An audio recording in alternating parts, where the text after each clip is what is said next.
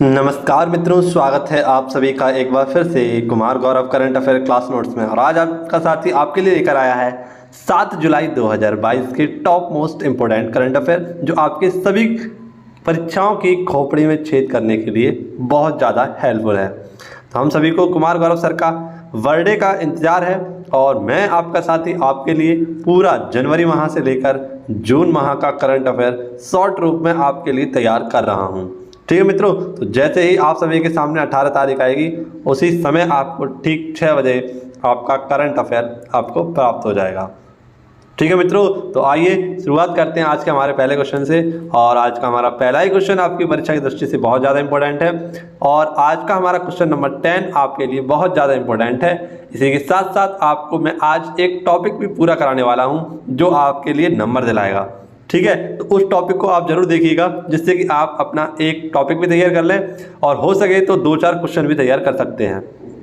तो पहला क्वेश्चन आपको कराता हूं, इसमें आपको पूरी लोकसभा करवाऊंगा मैं। ठीक है, देखिए मित्रों, सबसे कम उम्र स्पीकर कौन बने? तो हाल ही में सबसे कम उम्र के स्पीकर बने हैं हाल ही में राहुल नार्वेकर। कौन मित्रों? राहुल नार्वेकर। अब हमारे यहाँ पर दिख रहा है नार्वे, तो नार्वे की राजधानी आप सभी को बताया क्या है? नॉर्वे की राजधानी है ओस्लो। क्या है मित्रों? ओस्लो। अब आपको पता है यहीं पर शांति का नोबेल पुरस्कार भी दिया जाता है। ठीक है, तो ये मैंने थोड़ा कनेक्ट करके आपको 2 क्वेश्चन बताए, इन्हें आप याद रखना। अब सबसे पहले हमें याद रखना है कि सबसे कम उम्र के जो स्पीकर बने हैं राहुल नार्वेकर, ये किस विधानसभा के बने हैं? तो आप सभी को याद रखना है ये महाराष्ट्र विधानसभा के हाल ही में क्या बने हैं? अध्यक्ष बने हैं, या जिसको हम स्पीकर के नाम से जानते हैं। यहाँ पर विधानसभा सीटों की संख्या कितनी है मित्रों? 288। कितने मित्रों? 288। महाराष्ट्र की जो सरकार है हाल ही में आपको पता है इसके नए सीएम बने थे एकनाथ शिंदे। तो इन्हीं की विधानसभा की जो नए अध्यक्ष बने हैं वो कौन बने हैं? ये राहुल नार्वेकर। अब आपको याद रखना है कि जो महाराष्ट्र है ये द्विसदनात्मक है। कैसा है मित्रों? द्विसदनात्मक, एक सदन रखने वाला राज्य है। आपको पता होना चाहिए यहाँ के राज्यपाल कौन है? तो यहाँ के राज्यपाल हैं भगत सिंह कोश्यारी। ठीक है, जिला कितने हैं यहाँ पर? 36 हैं। और ये कैसा? तो द्विसदनात्मक राज्य है। आप सभी को पता है कि वर्तमान में भारत में 6 ऐसे राज्य हैं जिनके पास 2 सदन हैं। एक उत्तर प्रदेश, बिहार, महाराष्ट्र, कर्नाटक, ठीक है, तेलंगाना और आंध्र प्रदेश। ये अभी प्रेजेंट टाइम में हमारे 2 सदन वाले क्या हैं? राज्य हैं। जम्मू कश्मीर भी था लेकिन उसका दर्जा खत्म कर दिया गया है। लेकिन आप सभी को याद रखना है मध्य प्रदेश एक राज्य ऐसा है, मध्य प्रदेश, जो अभी प्रेजेंट टाइम में विधान परिषद की मांग कर रहा है। महाराष्ट्र में लोकसभा सीटों की बात करें तो 48 है, राज्यसभा सीटों की बात करें तो 19 है, विधानसभा सीटों की संख्या बात करें तो 288 है और विधान परिषद की बात करें तो यहाँ पर 78 विधान परिषद सीटें हैं। ठीक है, मुंबई की अगर हम बात करें तो मुंबई को हम क्या कहते हैं? 7 टापुओं का नगर। क्या कहते हैं? 7 टापुओं का नगर। धन विधेयक का निर्णय कौन लेता है? तो लोकसभा स्पीकर। यानी कोई धन विधेयक है या नहीं, इसका निर्णय कौन लेगा? लोकसभा स्पीकर।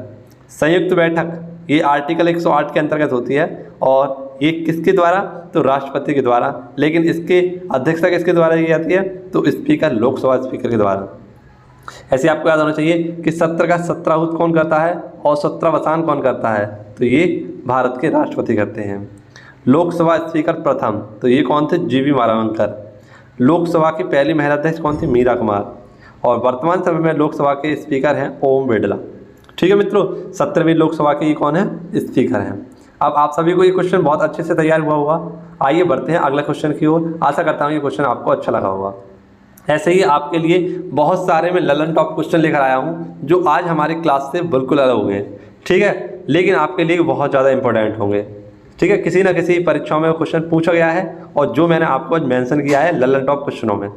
अगला क्वेश्चन है इंडियन नेवल एयर स्क्वाड्रन 324 कहाँ पर कमीशन किया गया है? तो हाल ही में इंडियन नेवल एयर स्क्वाड्रन, जिसको हम 324 के नाम से जानेंगे, ये इसको हम किस नाम से भी जानेंगे? तो ALH यानी उन्नत हल्का हेलीकॉप्टर इसे जानेंगे। ठीक है मित्रों, इसका निर्माण किसने किया है? तो हिंदुस्तान एरोनॉटिकल लिमिटेड के द्वारा इसका निर्माण किया गया है। इसका कमीशन कहाँ से किया गया था? तो विशाखापट्टनम। और विशाखापट्टनम में ही एक अपना INS डेगा था, यहाँ पर प्रोग्राम के तहत इसका कमीशन किया गया और इसका नाम रखा गया है क्या?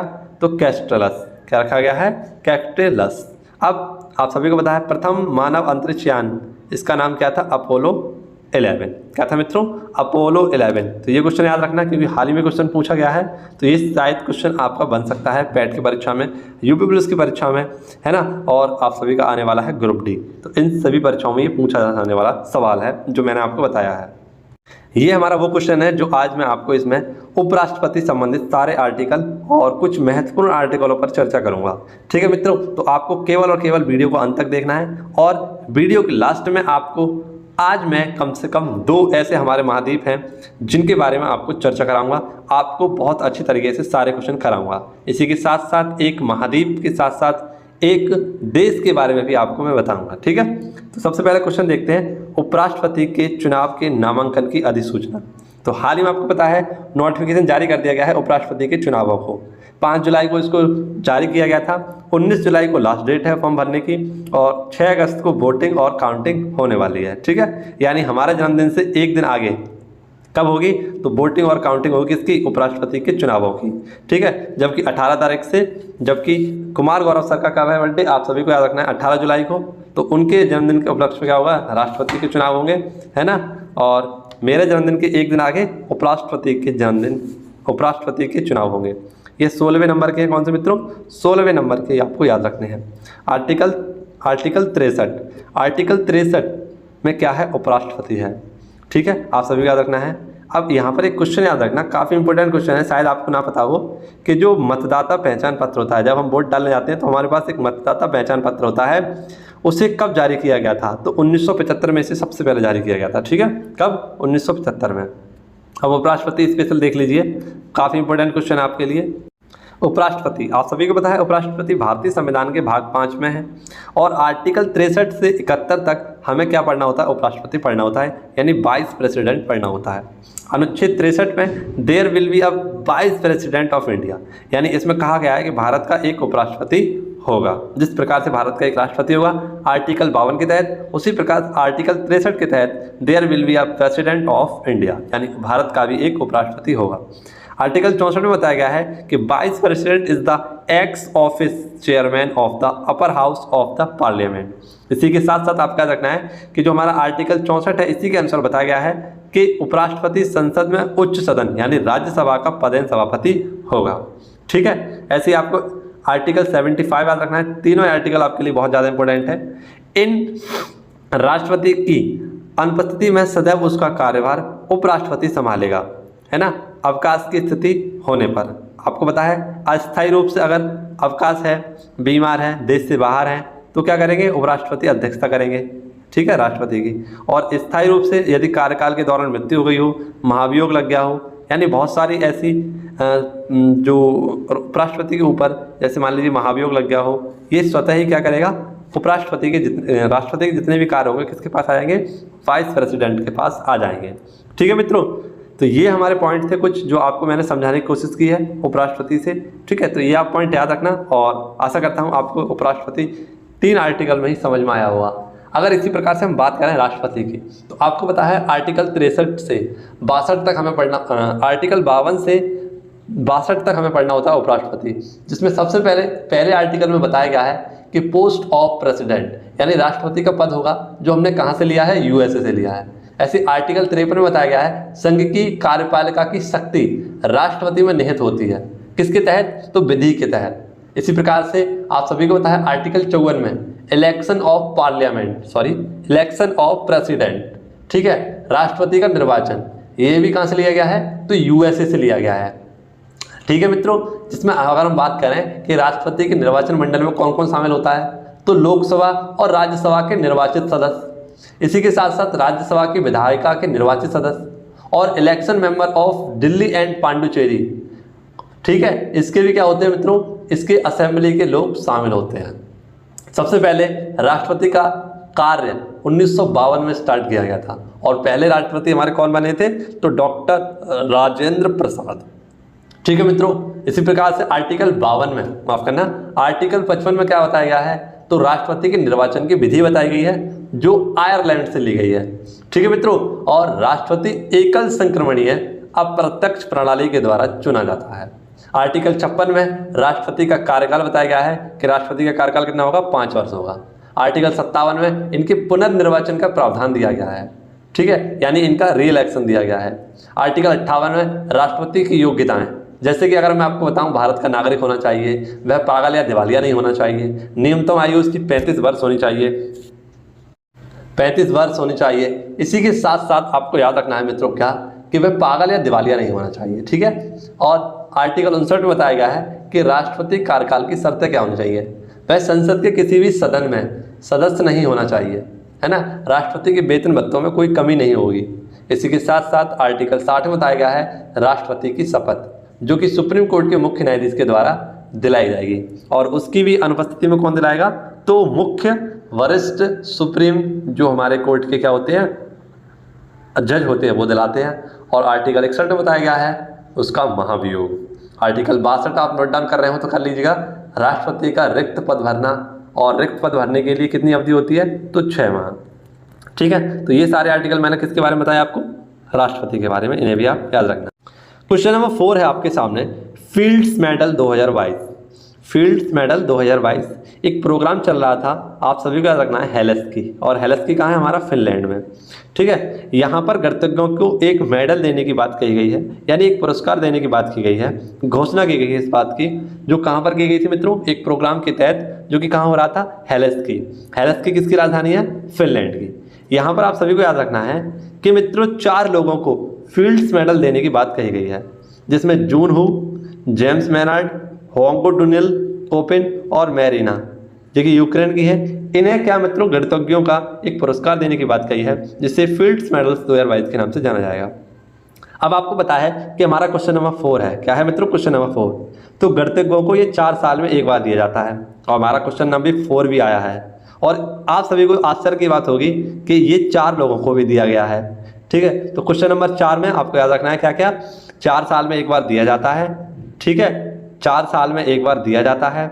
और इस बार 2022 में 4 लोगों को ही दिया गया है फील्ड्स कौन सा मेडल, और ये गणित के क्षेत्र में दिया जाता है। इसकी शुरुआत 1936 में हुई थी। आप सभी को याद होना चाहिए कि 1936 में ही हमारा क्या हुआ था, एक ओलंपिक हुआ था, जिसमें मेजर ध्यानचंद ने क्या दिलाया था, भारत को गोल्ड जिताया था। 1936, 1940 और 1944 यहाँ पर आपको याद रखना है। अब देखते हैं अगला क्वेश्चन है हमारा, क्या मित्रों, माफ करना, 44 नहीं, 1928, 1932 और 1936, ये याद रखने हैं। इनमें 3 गोल्ड मेडल जिताए गए थे। जो मैंने बोला अभी गलत हो गया वो, ठीक है, इसमें नहीं जीते थे। अब एबल पुरस्कार डेनिस सुलिवन ने जीता था। रामानुज पुरस्कार नीना गुप्ता ने जीता था। कंप्यूटर महिला या कैलकुलेटर महिला कौन सी है, Shakuntala. Fastest computer in the world कौन है, तो फ्रंटियर, ये यूएसए का है। चीन वॉल की लेंथ कितनी है, यानी चाइना की जो दीवार है उसकी लंबाई कितनी है, तो 8151 किलोमीटर, लगभग 5500 मील इसकी लंबाई है। कांगो नदी घाटी की लंबाई कितनी है, तो 4667 किलोमीटर। तो ये पॉइंट भी आपको याद रखने हैं जो मैंने आपको बताए हैं, ये 3 पॉइंट, ठीक है। ये कहीं ना कहीं आपकी परीक्षा में पूछे गए हैं, और आपको ये क्वेश्चन किसी ने रिवाइज भी नहीं कराए होंगे, तो मैंने सोचा आपको ये क्वेश्चन रिवाइज करा देता हूँ कि चाइना की दीवार की लंबाई कितनी है, 8851। अगला क्वेश्चन है आप सभी के सामने, प्रौद्योगिकी नवाचार केंद्र, इसका नाम क्या है, तिहान। इसका उद्घाटन हाल ही में कहाँ पर किया गया है, तो आईआईटी हैदराबाद में। किसके द्वारा किया गया है, डॉक्टर जितेंद्र सिंह, जो साइंस एंड टेक्नोलॉजी मंत्रालय के मंत्री हैं। इनके द्वारा प्रौद्योगिकी नवाचार केंद्र, इसका नाम तिहान रखा गया है। इसका क्या किया गया है, उद्घाटन किया गया है।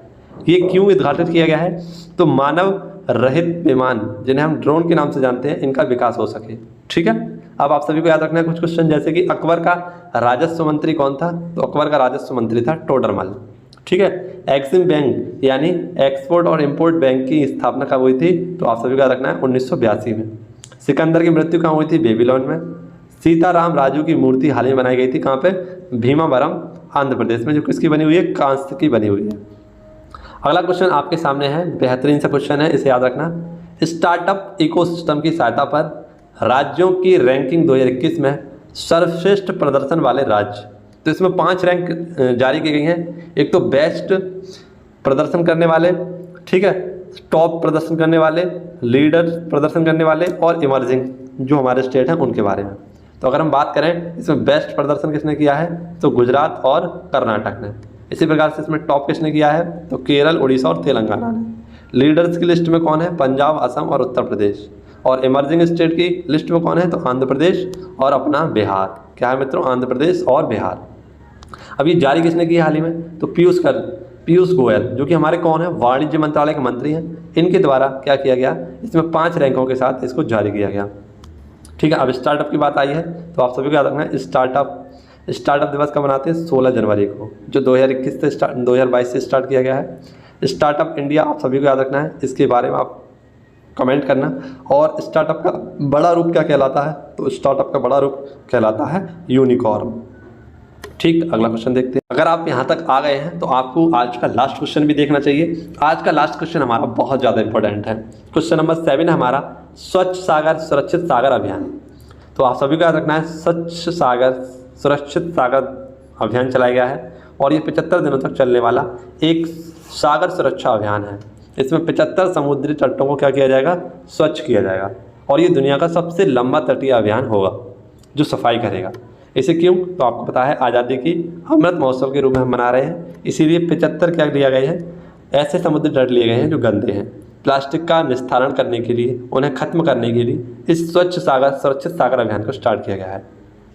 कुछ प्रमुख नदी घाटी योजना देख लीजिए। इन तीनों नदी घाटी परियोजनाओं को याद रखना। भाखड़ा नागल, ये सतलज नदी पर पंजाब में है। इंदिरा गांधी सागर बांध, ये सतलज नदी और ब्यास नदी पर है। ये कहाँ पर है? राजस्थान में। हीराकुंड बांध महानदी, और ये कहाँ पर है? उड़ीसा में। ठीक है, अगला क्वेश्चन आप सभी के लिए है, ये भी क्वेश्चन आपको याद रखना है। केम्पेगौड़ा अंतर्राष्ट्रीय पुरस्कार की घोषणा की गई है। ठीक है, तो आप सभी को पता है केम्पेगौड़ा एक एयरपोर्ट भी कहाँ पर है? कर्नाटक के बेंगलोर में। इसमें 4 लोगों को, SM कृष्ण जो कि कर्नाटक के पूर्व CM हैं, NR नारायण ये इन्फोसिस के प्रेजेंट टाइम में हेड हैं, और प्रकाश पादुकोण जो कि दीपिका पादुकोण के कौन है? पिताजी हैं, और ये बैडमिंटन से संबंधित हैं। इनको क्या दिया जाएगा मित्रों? केम्पेगौड़ा अंतर्राष्ट्रीय पुरस्कार। क्यों दिया जाएगा इन तीनों को? तो कर्नाटक का नाम विश्व में रोशन करने के लिए इन्हें ये पुरस्कार दिया जाएगा। क्वेश्चन नंबर 9 देखते हैं। इसमें भी आपको कुछ महत्वपूर्ण जानकारी बताऊंगा, दोनों चीज़ याद कर लेना। परीक्षा संगम, तो ये परीक्षा संगम हाल ही में CBSE बोर्ड के द्वारा क्या किया गया है? इसे जारी किया गया है। परीक्षाओं के परिणाम का पुनरावलोकन करने के लिए और उत्तर पुस्तिकाओं की फोटोकॉपी के लिए परीक्षा संगम का हाल ही में एक पोर्टल लॉन्च किया गया है, जो किसने? CBSE के द्वारा क्या किया गया है? जारी किया गया है। CBSE के हेड कौन है? निधि छिप्पर। ऐसी NCERT के हेड कौन है? दिनेश कुमार सकलानी। और शिक्षा मंत्री हमारे धर्मेंद्र प्रधान। ठीक है, आप सभी को पता है नई शिक्षा नीति किस सिफारिश पर आई थी? तो कस्तूरी रंगन की सिफारिश पर आई थी।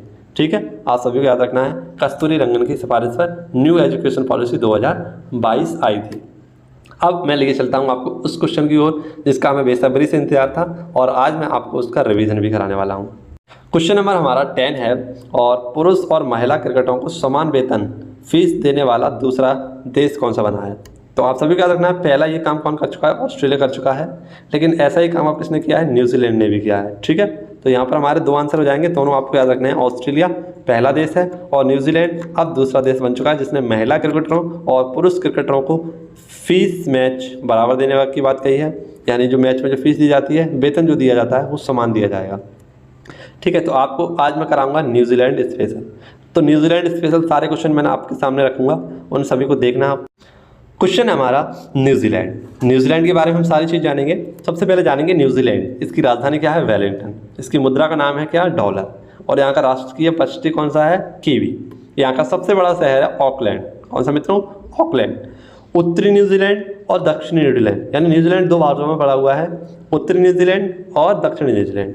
इनके बीच में क्या पड़ता है? जल संधि पड़ती है जिसका नाम है कुक जल संधि। हमारा जो न्यूजीलैंड है वो 5 आइज में भी शामिल है। ठीक है, 5 आइज में भी शामिल है। यहाँ के प्रधानमंत्री कौन है प्रेजेंट टाइम में? तो जेसिका आर्डर्न। यहाँ की सबसे बड़ी झील कौन सी है? तो लेक टोपो। यहाँ पर एक शांत ज्वालामुखी का नाम है तारानाकी। और महिला T20 वर्ल्ड कप 2022 का आयोजन भी कहाँ पर किया गया था? तो न्यूजीलैंड में ही किया गया था। यहाँ का माउंट कुक सबसे ऊंचा पर्वत है जो दक्षिणी आल्प पर्वत रेंज में पड़ता है। ठीक है, तो ये सारे क्वेश्चन हमारे किससे संबंधित थे? न्यूजीलैंड से संबंधित थे। आप सभी को याद रखना है। ठीक है, तो आशा करता हूँ आपको ये सारे के सारे क्वेश्चन अच्छे लगे होंगे, पसंद आए होंगे। अगर ज़रा सा भी आपको वीडियो पसंद आई हो, अच्छी लगी हो, लगा हो कि आपके साथ मेहनत की गई है वीडियो में, तो आप सभी लोग चैनल को सब्सक्राइब कर सकते हैं, दोस्तों के साथ वीडियो को शेयर कर सकते हैं। इसी के साथ साथ आप इस चैनल से हमारे जुड़ भी सकते हैं। ठीक है, तो आप सभी का बहुत बहुत धन्यवाद। आप सभी ने इतना प्यार दिया और निरंतर आप अपना प्यार बढ़ाते जा रहे हैं, उसके लिए मैं आपका शुक्रिया अदा करता हूँ, आपको धन्यवाद करता हूँ। ठीक है। तो 18 तारीख तक हमें इंतजार रहेगा, जिसमें आपको पूरा जून माह से लेकर, माफ करना, जनवरी माह से लेकर जून माह कर क्या कर देंगे, सुपड़ा साफ कर देंगे। क्या कर देंगे मित्रों, जेतु सुपड़ा साफ होगा। ठीक है, जनवरी से जून तक का सुपड़ा साफ होगा, खोपड़े में छेद होगा। और आप सभी की परीक्षाएं बहुत नज़दीक हैं, तो बहुत ही शॉर्ट माध्यम से आपको पूरा करंट अफेयर में समझाऊंगा। ठीक है, इसी के साथ आपसे विदा चाहूँगा, मिलूंगा आपसे अगली वीडियो में। जय हिंद, जय भारत, वंदे मातरम, भारत माता की जय।